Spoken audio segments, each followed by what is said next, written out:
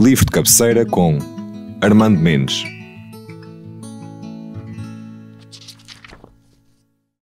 Olá e sejam bem-vindos ao podcast Livros de Cabeceira. Hoje estou aqui com uma convidada, Armando Mendes. O livro que escolhido foi O Equilíbrio do Poder, Estados, Sociedades e o Futuro da Liberdade, que foi escrito por Daron Acemoglu, um economista, professor na Universidade de Tecnologia de Massachusetts e vencedor da medalha de melhor economista abaixo dos 40. E também escrito por James A. Robinson, um economista britânico, cientista político e professor de governo na Universidade de Harvard. Este livro vem da sequência de um antigo livro chamado Por que Falham as Nações, escritos pelos mesmos escritores. Os escritores acharam que este antigo livro focava-se demasiado no crescimento económico e decidiram escrever este O Equilíbrio do Poder para compensar algumas das falhas e algumas das coisas que estavam em falta, como por exemplo hoje as culturas e as condições culturais e políticas para o nascimento da democracia. Hoje vou falar com o Armando Mendes sobre este livro e a primeira pergunta será se me pode explicar o que é o conceito político de corredor, que é elaborado no livro, e de que forma temos um contexto sobre o assunto principal do livro, que é este corredor. Muito obrigado. Este livro para mim é um livro muito importante, integra-se numa série de outros livros e trabalhos que eu tenho lido e que têm a ver com as minhas preocupações relativamente às condições de formação dos regimes políticos. No caso, a minha maior preocupação tem a ver com o seguinte: porque é que em algumas sociedades a democracia vinga e porque é que em outras sociedades, por mais que se tente, a democracia não vinga. É aí que encontramos o tal conceito de corredor, que é sempre um corredor estreito. Nesse corredor nós vemos as condições históricas para que uma democracia possa funcionar, para que ela não falhe. É sempre uma luta, é sempre um trabalho muito grande, é preciso que os corpos, muito complicado, preciso que os corpos da sociedade se vão entendendo, vão dialogando, mas as condições existem e estão lá. Noutros sítios elas não existem e não é possível. A minha preocupação relativamente às condições de formação da democracia tem muito a ver com a Guerra Fria. Com a Guerra Fria e com a exportação das democracias, que aliás continua ainda hoje.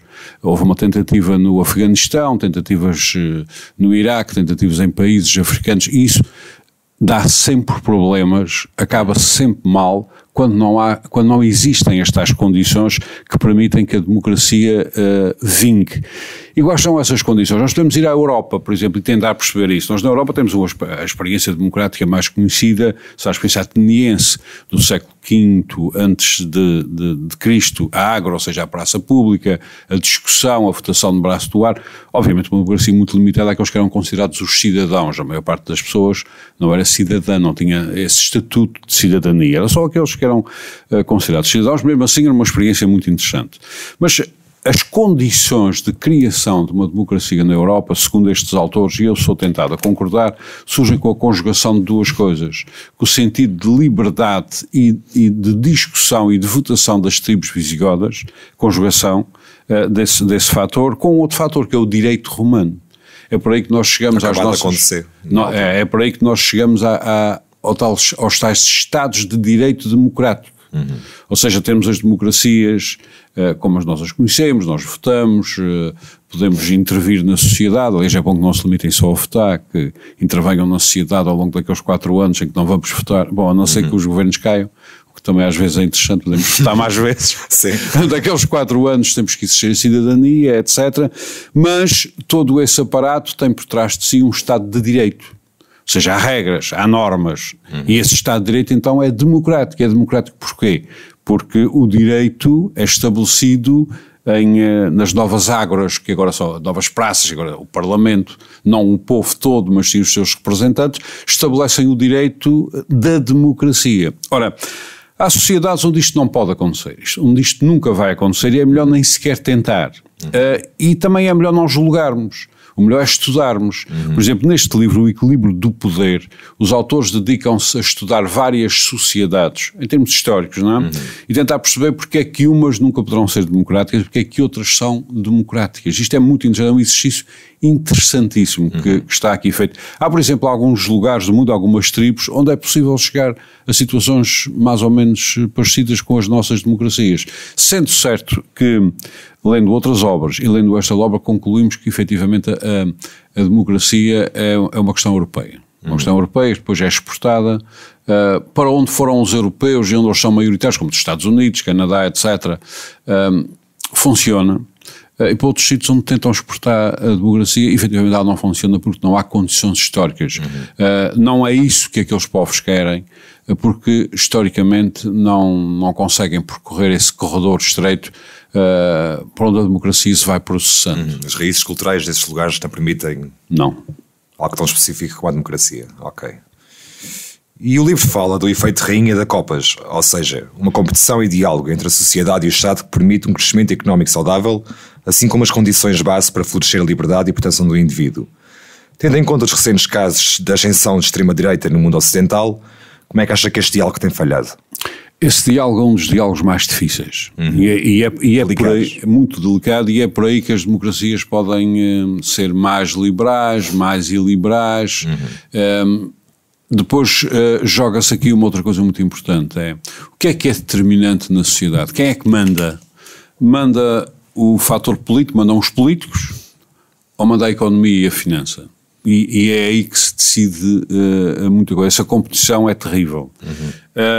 Vamos dar um salto para as extremas-direitas. Muitos partidos chamados de extrema-direita são aquilo que nós podemos chamar em ciência política, há uns novos termos que vão surgindo, são partidos sintoma. Sintoma porquê? Vou-lhe dar 2 casos.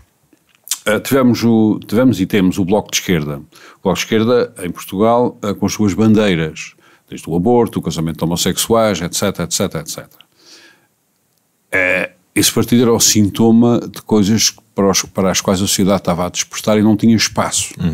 A partir do momento em que esses problemas, chamemos-lhe assim, por comunidade de linguagem, são resolvidos, um partido sintoma começa a ficar com menos deputados. De repente passa de 19 para 6, depois de se meter em outras encrencadas. Agora temos, por exemplo, o Chega. O Chega é outro partido sintoma. O Chega não é um partido fascista. O fascismo é uma ideologia. E eu não encontro ideologia, por exemplo, nesse partido que dizem que é de extrema-direita, que eu também não sei se é. Só acham que querem preencher um vácuo. Querem preencher um vácuo. E o problema, e isso é de facto um problema, é que preenchem esse vácuo. Falam de segurança, temos um problema de segurança. Falam dos maus vencimentos, toda essa gente na área da segurança, etc., temos um problema de maus vencimentos. Claro que só falam de uma parte, não é? Mas é o suficiente para arrastar gente atrás de si. E para um partido como esse passar de 1 para 12 deputados, e vamos lá ver, esses 12 vão se multiplicar por quantos, se esses sintomas não forem resolvidos. Ora, isto tem muito a ver com o que estávamos aqui a discutir, com a democracia. Porque na parte, por exemplo, do Chega, não existe muita delicadeza de diálogo, por exemplo. Não, mas a sociedade também não tem. Pois.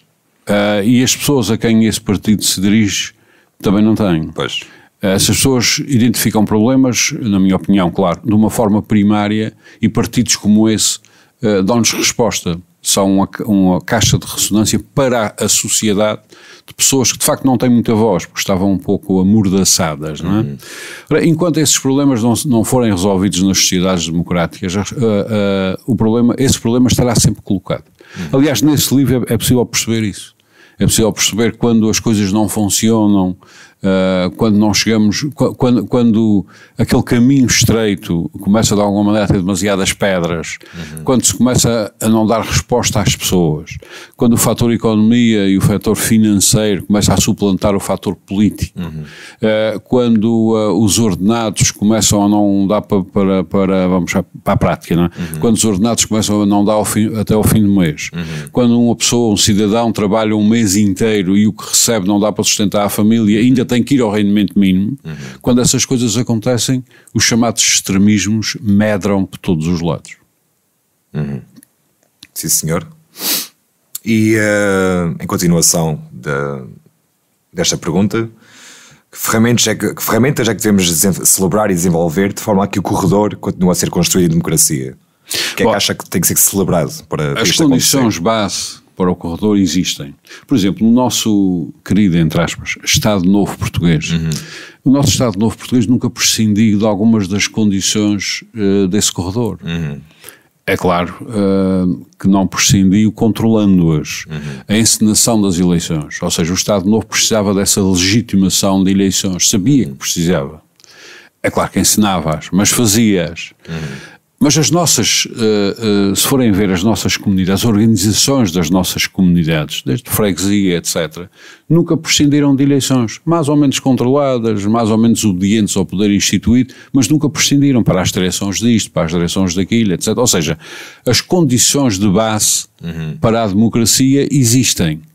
A democracia começa a ser degradada quando se alteram coisas que não poderiam ser alteradas. Como, por exemplo, a economia ficar, como se diz, de freio nos dentes. Como, por exemplo, a finança ficar de freio nos dentes, que é mais perigosa do que a economia. Como, por exemplo, as condições de vida estarem degradadas ao ponto em que as pessoas começam a pensar que se calhar o corredor está mesmo muito estreito. Aí quebram-se as condições ideais para a democracia. Só que nas nossas sociedades tudo tende a voltar ao princípio. Nas sociedades que não conhecem, que não conseguem estabelecer esse corredor, que não tiveram uma história de práticas que podem levar à democracia, veja-se o caso chinês, por exemplo, veja-se o caso da maior parte dos países da África, América do Sul, etc., chamada América Latina, as situações são muito mais complicadas e a democracia está constantemente em risco. O que não é bom, nem é mau, é apenas o que acontece, é o que é. Ok. Muito obrigado, Sr. Armando Mendes. Foi esta a nossa conversa. Fica a recomendação do podcast O Equilíbrio do Poder, Estados, Sociedades e o Futuro da Liberdade. Espero que tenham gostado e que, pronto, fiquem interessados na leitura. Muito obrigado. Muito obrigado.